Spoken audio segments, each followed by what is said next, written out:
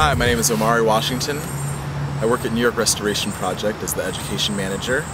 The education programming at New York Restoration Project is based in northern Manhattan in Inwood. We've developed programs to teach during the school year that take kids through their environment. There's High Bridge Park, there's Swindler Cove, which is a restored wetland that NYRP maintains.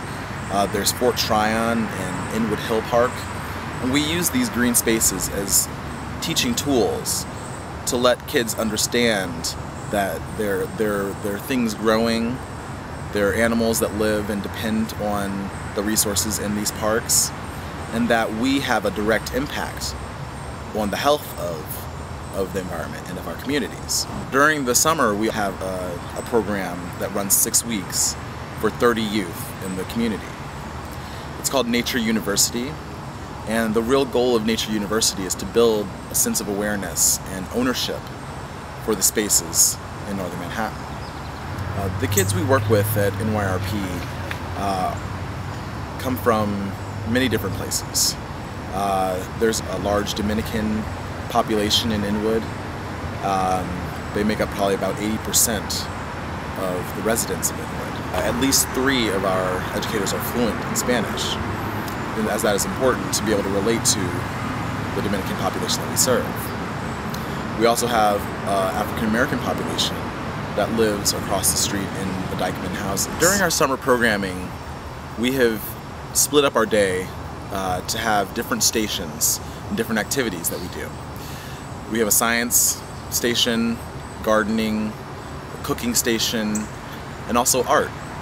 We find that to be a well-rounded environmentalist, you have to understand how something grows. You have to know, be able to answer questions like, why is the sky blue? Some of the activities we've done this summer are, in the cooking station, we've made pasta from scratch.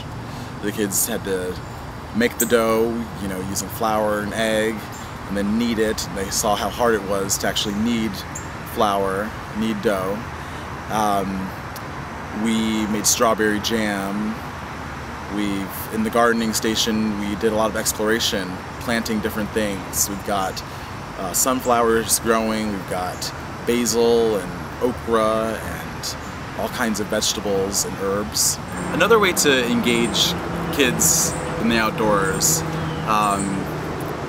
or in any setting really, is to treat them like adults. So often kids are talked down to, or we limit our expectations of kids, but for the youth that we serve, we really push them. We push them to their limits, because it's through understanding what your limits are that you realize that you can do so much more than you thought. Our education department has been lucky the past few years to have a really strong team. We've built it from when I started in 2007, having 3 educators, to now having 5 educators plus 5 AmeriCorps. And the strength of our programming is in having a strong ratio of educator to students. Being able to really spend quality time with them, exploring the garden, exploring the parks. We're able to really tailor our teaching style to each child. Through our various programs, our main goal really is to build stewards for tomorrow.